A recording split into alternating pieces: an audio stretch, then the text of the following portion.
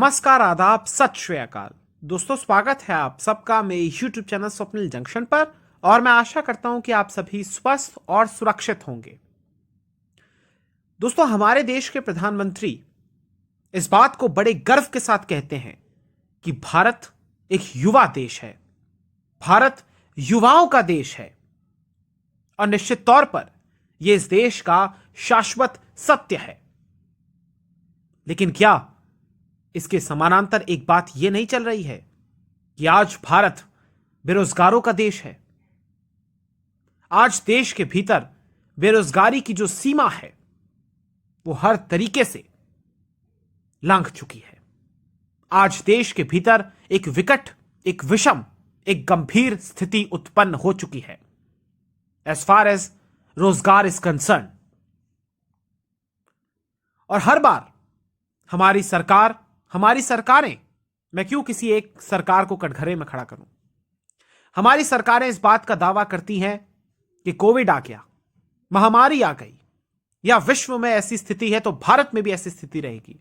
कब तक एक प्रकार से ये ब्लैंकेट ओढ़कर रहेंगे ये लोग? कब तक अपना बचाव करते रहेंगे? क्योंकि आपने ये चीज हमेशा से नोटिस की होगी कि इस देश में बड़े बड़े काम रुक जाते हैं, लेकिन चुनाव 100 साल में एक बार आने वाली त्रासदी, एक बार आने वाली महामारी के दौर में भी चुनाव कभी नहीं रुकते। इस समय कोविड के संकट से हम सभी जूझ रहे हैं, संघर्ष कर रहे हैं, लेकिन आपने देखा कि इस देश के भीतर किसी भी रूप में, किसी भी राज्य में, किसी भी प्रकार के कोई चुनाव स्थगित नहीं हुए।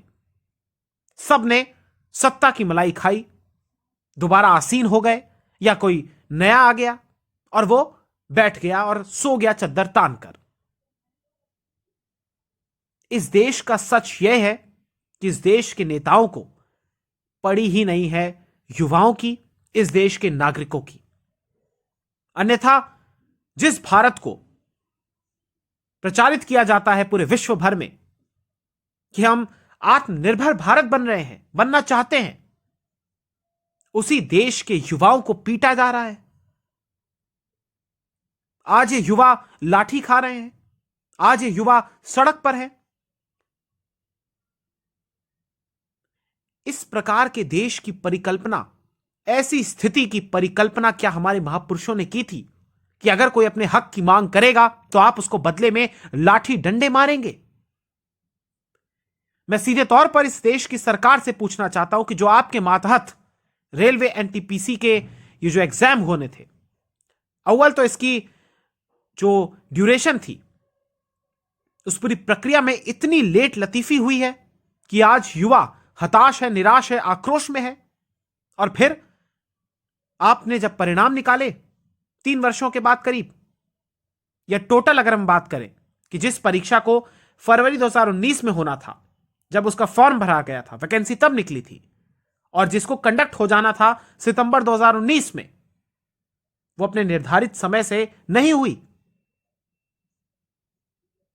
और इसके परिणाम अभी कुछ हफ्ते पहले आते, कुछ दिनों पहले आते हैं इनफैक्ट, और उसमें भी परिणामों में धांधली। यानी अगर आपको मैं सरल भाषा में बताऊं तो अगर एक शख्स है, मान लीजिए ए नाम का, अगर उसका 4 पदों के लिए सिलेक्शन हो गया तो सरकार की तरफ से उसमें 4 मान लिया गया है। यानी सरकार, अगर एक शख्स है, एक परीक्षार्थी है, अगर उसका सिलेक्शन 4 पदों के लिए हो जाता है तो सरकार यह गिन रही है, या यह मंत्रालय यह गिन रहा है कि 4 लोगों का सिलेक्शन हुआ है। इतनी बड़ी ज्यादती। और इस देश का सच यह है कि अगर यहां पर 35,000 से कुछ ज्यादा पदों की वैकेंसी निकलती है, और वो पद कोई हाई लेवल के नहीं है, उसमें तनख्वाह 19,000 से लेकर 35,000 के बीच की है, तो वहां पर 1,25,00,000 से ज्यादा लोग आवेदन करते हैं। और फिर रेल मंत्री आकर बड़ी मासूम सा बयान देते हैं और कहते हैं कि बड़ा मुश्किल होता है इतने सारे छात्रों को परीक्षा में बैठाना और उनकी परीक्षा कंडक्ट करवाना। रेल मंत्री यह भी कहते हैं, अश्विनी वैष्णव साहब, कि संयम रखा जाए, रेलवे आपकी संपत्ति है। निश्चित तौर पर एक बात मैं यहां पर स्पष्ट करना चाहूंगा कि मैं उन छात्रों के साथ नहीं हूं, उन उपद्रवियों के साथ नहीं हूं जिन्होंने हिंसा की, जिन्होंने उपद्रव किया, आगजनी की। लेकिन मैं उनका समर्थन इस बात में करता हूं कि उनकी मांगे जायज हैं। आपको मैं कहां से शुरू करूं दोस्तों, मुझे समझ नहीं आता, क्योंकि ये जो एक युवा, चाहे गोरखपुर का हो, चाहे प्रयागराज का हो, चाहे गया का हो, चाहे बक्सर का हो, चाहे मुजफ्फरपुर का हो, चाहे भोजपुर का हो, चाहे नवादा का हो, चाहे पटना का हो, या देश के किसी भी शहर का हो, जब वो सरकारी नौकरी के लिए तैयारी करता है तो उसके ऊपर कई तरह के बोझ होते हैं, कई कई प्रकार के उसको ताने सुनने पड़ते हैं, अपने खर्चा पानी में कटौती करनी पड़ती है, क्योंकि किसी की बूढ़ी मां अपने इलाज ना करवा पाए, इसलिए वो पैसे सेव करके भेजती है। किसी के पिता एक नई जोड़ी शर्ट ना खरीद पाए, इसलिए वो अपने पैसों को सेव करके उन बच्चों को देते हैं, इस उम्मीद में कि अगर परीक्षा होगी तो हमारे बच्चे को कम से कम यह अवसर जरूर मिलेगा कि आप सरकारी नौकरी में एटलीस्ट आप वहां पर जाकर बैठें और आपकी परीक्षा हो, और बड़ी शुचिता के साथ, पूरी पारदर्शिता के साथ आपकी परीक्षा हो और उसका परिणाम आए, और फिर नौकरी मिल जाए मेरे लाल को। इस उम्मीद में वो छात्र छोटे से कमरों में रहते हैं, दाल चावल भात चोखा ये सब खाते हैं, ये सब देखने के लिए कि उनको बाद में जब अपने हक की मांग करेंगे तो फिर उनको लाठी मिलेगी, उनको अपमानित किया जाएगा। जिस रेलवे के पदों के लिए वो भर्ती चाहते हैं, उन्हें उसी रेलवे ट्रैक पर आकर प्रदर्शन करना पड़ेगा, उसी रेलवे की ट्रेन में आग लगानी पड़ेगी, तब जाके संदेश पहुंचेगा क्या? और इस देश की सरकारों का कर्तव्य क्या है? इस देश में मौजूदा सरकार जो इस समय है केंद्र में, उसका कर्तव्य क्या है? क्या उसका कर्तव्य यह है कि हम लाखों पद खाली रखें? बताइए, पद खाली हैं लाखों, उसमें वैकेंसी नहीं भरी जा रही है, और परीक्षा ना करवा पाना या परीक्षा को लेट करवाना या फिर कोविड का बहाना बनाना बड़ा आसान होता है। और जो सरकार के पास बहुमत है, जो सरकार पूरे विश्व भर में यह बात कहती है कि हम नया भारत बना रहे हैं, यह है नया भारत, यह है आपकी शक्ति, यह है आपका बहुमत, कि आप एक परीक्षा नहीं करवा पा रहे। आज जिस जिस युवाओं ने लाठी खाई है, क्या उसके मुंह से बद्दुआ नहीं निकली होगी? क्या वो आपको वोट करेगा? अरे मैं तो आपके भले की बात कह रहा हूं कि आप नौकरी तो देते। चलिए, नौकरी की बात अभी कुछ देर के लिए हम थोड़ा सा होल्ड करते हैं। आप कम से कम वो जो पूरी प्रक्रिया है कि किस प्रकार से भर्ती के लिए फॉर्म निकलना है, फिर उसके बाद एग्जाम कराने हैं, उसमें क्या क्राइटेरिया होने हैं, फिर उसके परिणाम सही तरीके से आए, ये तीव्र गति के साथ होना चाहिए था, समयबद्ध तरीके से करवा सकते, इतनी तो आप मैच्योरिटी रखते हैं। ये जिम्मेदारी भी आप किसी प्राइवेट संस्थान को देना चाहते हैं, जिस प्रकार से देश में आज निजीकरण और डिमोनेटाइजेशन की एक हवा सी चल रही है। सरकार, इस देश का सत्य यह है कि इस देश की सरकार जिम्मेदारी मुक्त होना चाहती है और प्राइवेट युक्त होना चाहती है।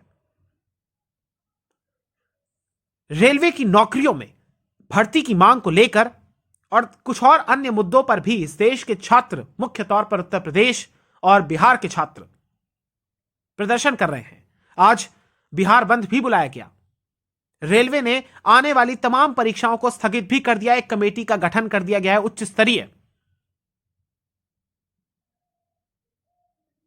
और उसमें जिन शख्स को अध्यक्षता में वो कमेटी बनाई गई है, वो दरअसल मंत्रालय में औद्योगिक संबंधों के प्रमुख कार्यकारी निर्देशक दीपक पीटर गैब्रियल हैं। और इसको ये कहा गया है कि ये 5 मार्च तक अपनी रिपोर्ट सौंपे। छात्रों से कहा गया है कि आप 16 फरवरी तक अपनी ग्रीवांसेस को करें, रिकॉर्ड करें, मेल करें, बताएं।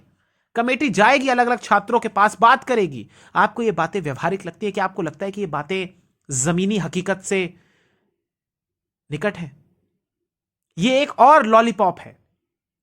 आप सोचिए कि ये जो भर्ती निकली थी, या इसकी जो बात, जब इसके फॉर्म भरे गए थे, वो तकरीबन आप मानकर चलिए कि आज से 3-3.5 साल पहले का वो समय था। 4 साल बल्कि आप मोटे मोटे तौर पर अगर आप समझे तो। लेकिन चलिए, हम फरवरी 2019 में चूंकि निकली थी, तो उस समय फॉर्म भरा था। उस समय इत्तेफाक कह लीजिए या एक जानबूझकर था, उस समय लोकसभा के चुनाव भी थे। और हमारे देश में अक्सर ही देखा जाता है कि जब चुनाव नजदीक आते हैं तो नेता बड़े बड़े वादे करते हैं। कोई स्कूटी बांटना चाहता है, कोई टैबलेट, कोई लैपटॉप, कोई नौकरी, कोई भत्ता देना चाहता है। और फिर जब सत्ता में ये लोग आ जाते हैं तो फिर हर कोई भूल जाता है। फिर चुनाव आते हैं, फिर वही चीजें रिपीट हो रही होती है। और इसी प्रकार से इस देश की हर एक परीक्षा के साथ, ये सिर्फ आरआरबी एनटीपीसी की परीक्षा तक ही सीमित नहीं है, और या फिर ये उत्तर प्रदेश और बिहार तक ही सीमित नहीं है, ये राजस्थान की भी यही कहानी है, गुजरात की भी यही कहानी है, जम्मू कश्मीर की भी यही कहानी है, हिमाचल प्रदेश, पंजाब, उत्तराखंड या देश का कोई भी राज्य हो, हर राज्य में यह स्थिति है कि वहां पर चाहे राज्य के स्तर की नौकरियां हो या केंद्र की अपनी एज अ होल आप देखें, हर जगह आपको ये दिखेगा कि वहां पर लेट लतीफी है, सिर्फ और सिर्फ तड़पना पड़ता है, इंतजार करना पड़ता है, लाठियां भी खानी पड़ती हैं, तो सिर्फ छात्रों को। मैं बात करना चाहूंगा पुलिस के बारे में भी। प्रयागराज पुलिस ने जिस प्रकार से जो व्यवहार किया, राइफल की बटों मार मारकर दरवाजे तोड़ने की कोशिश की, लॉज में घुसे, हॉस्टल में घुसे, उन छात्रों को बाहर निकाला, मारा, उनको लाठीचार्ज किया उन पर। क्या वो देश के शत्रु थे? क्या वो आतंकी थे? क्या वो पाकिस्तानी थे? या फिर वो बहुत पेशेवर अपराधी थे? क्या थे वो लोग जो आपने इतनी बुरी तरीके से उनको मारा? आंसू गैस के गोले फेंके गए, कहीं कहीं पर लाठीचार्ज बहुत बुरी तरीके से हुआ, छात्रों को भगाया गया, पीछे पुलिस की लाठी लेकर जीआरपी और आरपीएफ के जवान दौड़ रहे थे। यह है इस देश की सोच, यह है नया भारत। अगर यह है नया भारत तो फिर मैं वाकई में ऐसे भारत में नहीं रहना चाहता जहां पर युवाओं के पास नौकरी ना हो, और अगर वो नौकरी की मांग करें तो फिर उनको लाठी मिले। और नौकरी देना, उसमें पूरी जो प्रक्रिया होती है उसको भी एक सरकार अगर हैंडल नहीं कर पा रही तो इस सरकार को इस देश पर शासन करने का कोई अधिकार नहीं है, और नैतिकता के आधार पर उनको इस्तीफा दे देना चाहिए। लेकिन ये बातें बोलने में बहुत अच्छी लगती हैं, करता कोई नहीं है, क्योंकि देश की सत्ता प्राप्त करना हर किसी का लक्ष्य होता है, फिर चाहे वो किसी भी पार्टी का नेता हो। और आपने किसी नेता को इस प्रकार से पिटते हुए नहीं देखा होगा पुलिस के द्वारा, जिस प्रकार से लाठीचार्ज हुआ है उस दिन पुलिस के द्वारा। मैं फिर यही कहूंगा कि छात्रों ने जो प्रदर्शन किए उसके मैं साथ हूं, लेकिन हिंसा के साथ मैं नहीं हूं। लेकिन अगर छात्रों को नौकरी नहीं मिलेगी तो फिर वो क्या करें? क्योंकि अगर इस देश में आप शांत बैठे रहेंगे तो फिर सरकारें आपको और ज्यादा दमन करेंगी। कई सारे जो कोचिंग के टीचर्स हैं और जो कई सारे संचालन करते हैं कोचिंग इंस्टीट्यूट्स का, उनके खिलाफ भी दर्ज किए गए केस। यानी इस देश में अब धीरे धीरे वो दायरा बढ़ रहा है एक विशेष वर्ग के लोगों का, जो सर्टिफिकेट बांटते हैं कि कौन नेशनल है, कौन एंटी नेशनल है। अब धीरे धीरे पहले किसानों को कहा, डॉक्टर्स को कहा, लॉयर्स को कहा, नर्सेस को कहा, अब छात्रों को भी कह दिया। मुझे जामिया की वो तस्वीर याद आती है जब पुलिस घुसकर मारपीट कर रही थी। अब प्रयागराज की वो तस्वीरें जब लॉज में घुसकर पुलिस मारपीट कर रही है। हो सकता है उस दौर में कई सारे लोगों ने उस बात का समर्थन किया हो कि जामिया में आतंकी रहते हैं या देश विरोधी लोग रहते हैं, लेकिन आज जब प्रयागराज में लोग पिटे तो उनका एहसास हुआ होगा कि काश हम उस समय आवाज उठाते तो आज ये स्थिति ना होती। और यहां बात यह नहीं है कि यूपी टेट वाले अपनी भर्ती की मांग कर रहे हैं या रेलवे वाले अपनी भर्ती की मांग। यहां एज अ होल हर युवा को जो बेरोजगार है, जिसके पास रोजगार नहीं है और उसको अवसर नहीं मिल रहा, उसको एकजुट होना होगा, एक मकसद के लिए साथ आना होगा, तभी सरकारें हिलेंगी। इस देश के युवाओं ने अलग अलग दशकों में, अलग अलग कालखंडों में सरकारों को हिलाया है, और आज की सरकार अगर अहंकार में चूर है तो उसको हिलाने का कार्य भी इस देश के युवाओं को करना होगा। यह गणतंत्र है, कुछ ही दिन पहले हमने गणतंत्र दिवस मनाया है। यहां राजशाही नहीं चलेगी, यहां किसी की एक सत्ता नहीं है, और जो पद खाली हैं उनको भरना पड़ेगा। बहरहाल मैं आपको बताता हूं कि इस देश में आश्वासन तो बहुत दिए जाते हैं, लेकिन यह प्रोसेस नहीं बताया जाता, वो नीति नहीं बताई जाती कि आखिर नौकरी देंगे कैसे। लेकिन मैं आपको कुछ बातें बताता हूं और कुछ जरूरी बातें बताता हूं कि आखिर ये विरोध क्यों हो रहा है, क्योंकि हो सकता है मेरे कई सारे दर्शकों को इस बारे में थोड़ा सा कंफ्यूजन हो, तो आपको मैं समझाने की कोशिश करता हूं। पहले ये विषय क्या है। दरअसल रेलवे एनटीपीसी परीक्षा का ये जो परिणाम है, इसको लेकर छात्र जो है वो बवाल कर रहे हैं, और ये अभी तक थम नहीं रहा है। अब इसको राजनीतिक समर्थन भी प्राप्त हुआ है। इस पूरे विषय को लेकर खान सर समेत कई सारे ऐसे कोचिंग इंस्टीट्यूट्स हैं, कोचिंग संचालक हैं, जिन पर केस दर्ज किया गया है। बिहार के पटना, गया, नवादा समेत कई सारे ऐसे शहर हैं, बक्सर, मुजफ्फरपुर, भोजपुर, दानापुर, और यूपी में भी गोरखपुर, बनारस, मुख्य तौर पर प्रयागराज, यहां पर प्रदर्शन बहुत ज्यादा हुआ। तो यहां पर आपको मैं समझाता हूं कि आखिर ये उपद्रव या ये कारण क्या है इसका पूरा। दरअसल अपडेट आपको मैं पहले देता हूं, फिर आपको पूरा विषय बताता हूं। रेलवे की जो एनटीपीसी परीक्षा और लेवल 1 की ग्रुप डी की परीक्षाएं हैं, उसमें जो दूसरे स्तर की जो परीक्षा होनी थी रेलवे भर्ती बोर्ड की, आरआरबी की, एनटीपीसी की, CBT 2 यानी कंप्यूटर बेस्ड टेस्ट 2 और ग्रुप डी की यानी RRC लेवल 1 के पहले स्तर की परीक्षाओं को इस पर रोक लगा दी गई है, यानी इनको स्थगित कर दिया है। यानी अब ये जो भविष्य में परीक्षाएं होनी थी इसमें अब और समय लगेगा, क्योंकि भविष्य में होने वाली ये दोनों परीक्षाओं को अब स्थगित कर दिया गया है। इन दोनों का जो आयोजन है वो फरवरी के महीने में यानी अगले महीने होना था, लेकिन अब ये चूंकि रेलवे मंत्रालय की तरफ से अब ये स्थगित कर दिया गया है। और मैंने आपको बता ही दिया कि एक हाई लेवल कमेटी का गठन किया गया है और 16 फरवरी तक 2022 तक छात्रों को अपनी शिकायत इस समिति के सामने रख सकते हैं और फिर 4 या 5 मार्च को यह कमेटी रिपोर्ट सौंपेगी। जैसा कि हर विषय पर होता है, बवाल होने के बाद इस देश की सरकारें जागती हैं। उससे पहले वो नीतियां नहीं बनाती, उससे पहले वो क्राइटेरियाज को उनकी जांच पड़ताल नहीं करती, स्टूडेंट्स तक, परीक्षार्थियों तक सही तरीके से उस सूचना को कन्वे नहीं करती और फिर हाथ खड़े कर देती और बाद में एंटी नेशनल कह देगी, बाद में कह देगी कि ये विपक्ष से प्रेरित हैं और खुद की जिम्मेदारी से युक्त मुक्त हो जाएगी, जैसा कि मैंने पहले कहा। अब आपको बताते हैं कि पूरा विषय क्या है। दरअसल फरवरी 2019 में रेलवे ने गैर तकनीकी लोकप्रिय श्रेणी यानी non technical popular category NTPC और ग्रुप डी यानी चतुर्थ वर्ग श्रेणी में विभिन्न पदों के लिए वैकेंसी निकाली थी। एनटीपीसी के लिए रेलवे की तरफ से 35,277 पद 35,277 पदों के लिए और ग्रुप डी के तहत चतुर्थ श्रेणी के विभिन्न पदों के लिए करीब 1 लाख से अधिक पदों के लिए वैकेंसी निकाली गई थी। ग्रुप डी की परीक्षा में सिर्फ CBT 1 ही होना था। एनटीपीसी में कंप्यूटर आधारित परीक्षण यानी कि CBT होने थे। वैकेंसी के नोटिफिकेशन में यह बात कही गई थी कि ग्रुप डी की परीक्षा में CBT 1 होगा और उसके बाद डॉक्यूमेंट्स का वेरिफिकेशन होगा और फिर अभ्यर्थियों का चयन हो जाएगा। ग्रुप डी की वो परीक्षा जिसमें CBT 1 ही होना था, लेकिन अब सरकार ने 1 महीने पहले यह बात कह दी कि CBT 2 भी होगा। छात्रों का कहना है कि इस छोटे से पद के लिए और कम सैलरी के लिए आखिर आप दो बार क्यों ले रहे हैं, और नोटिफिकेशन में भी CBT 1 की ही बात कही थी, तो फिर आप CBT 2 क्यों कर रहे हैं। छात्रों का कहना है कि विज्ञापन इसका 2019 फरवरी के महीने में आया था और अब इस बात को 3 साल हो चुके हैं और रेलवे का कहना है कि CBT 2 भी लेंगे। तो ये जो इंतजार है, ये जो चयन प्रक्रिया का लंबा होना है, इसी को लेकर छात्र विरोध में है और फिर जो धांधली हुई है परिणाम में उसको लेकर भी है। छात्रों का कहना है कि जो ये तैयारी कर रहे हैं फिर से उनको तैयारी करनी पड़ेगी और वक्त लगेगा, ऐसे में उनकी एज भी जा रही है। तो क्या सरकार ये आसान तरीका अपना रही है कि अब हम उन लोगों को अयोग्य घोषित कर देंगे जिनकी एज चली गई और इस प्रकार से नौकरी ही नहीं देंगे? अगर ये उनकी मंशा है तो फिर उनको चुल्लू भर पानी में डूब जाना चाहिए। दूसरी ओर आपको मैं बताता हूं कि एनटीपीसी के जो पद हैं उनके रिजल्ट्स में जो पेच फंसा हुआ है वो ये है कि 35,277 पदों के लिए 20 गुना रिजल्ट दे दिया गया, लेकिन एक एक रोल नंबर को कई पदों के लिए चयनित दिखाया गया। जैसा कि मैंने आपको बताया था कि अगर ए नाम का कोई बंदा है उसको एक ही व्यक्ति को कई सारे पदों के लिए दिखा दिया गया और ये पद छोटे पद हैं, ये कोई बहुत बड़े हाई लेवल के पद नहीं है। यानी इतनी बड़ी कुप्रबंधन, इतनी अव्यवस्था फैली हुई है इस देश के भीतर।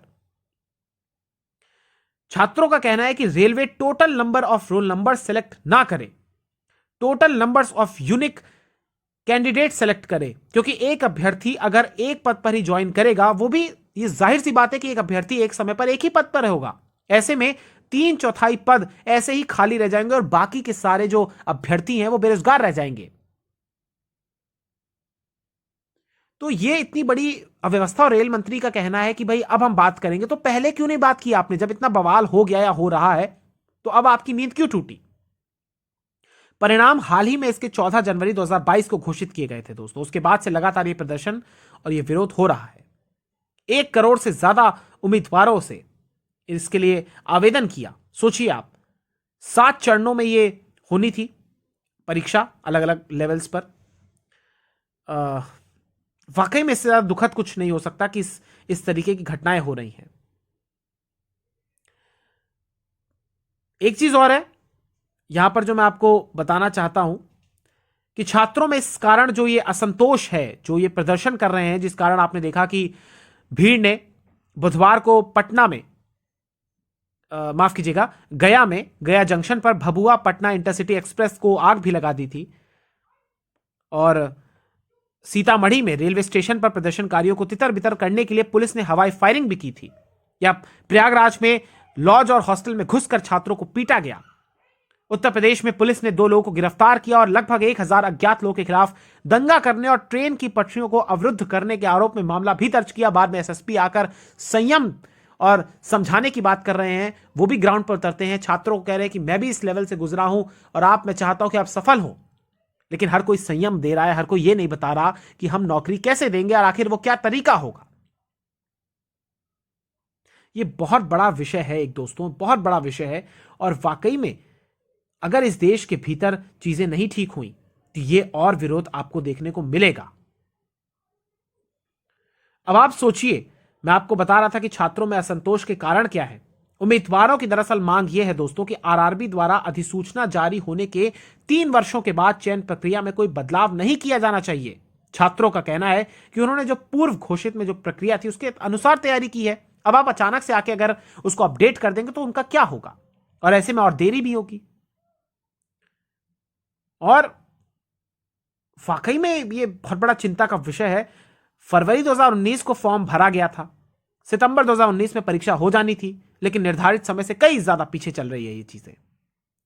तो ऐसे में कैसे चलेगा ये सब, और आखिर इस देश के भीतर उन लोगों का क्या।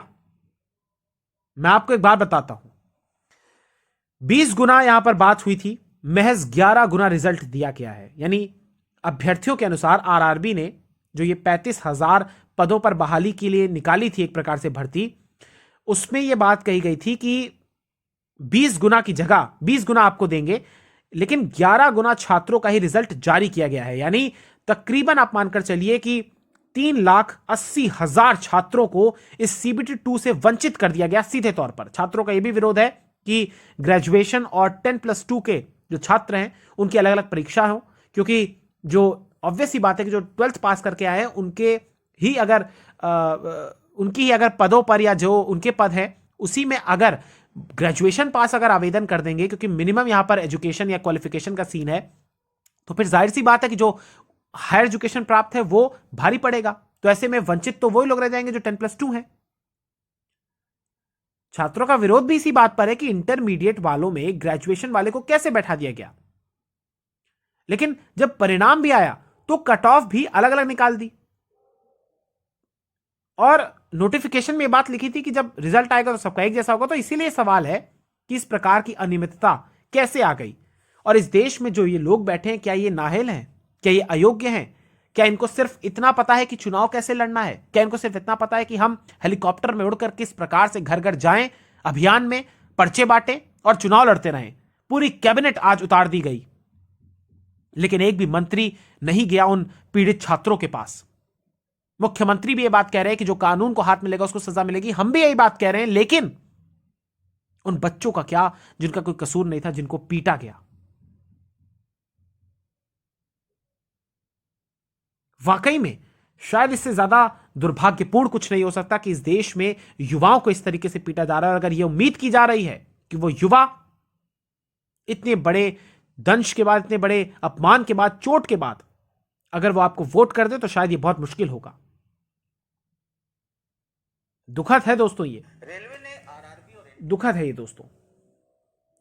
शायद इससे ज्यादा दुर्भाग्यपूर्ण कुछ नहीं हो सकता कि जब 20 गुना ज्यादा बच्चों को क्वालिफाई कराया जाएगा, यह बात कही गई, और दिए जाते हैं कुछ लोगों को।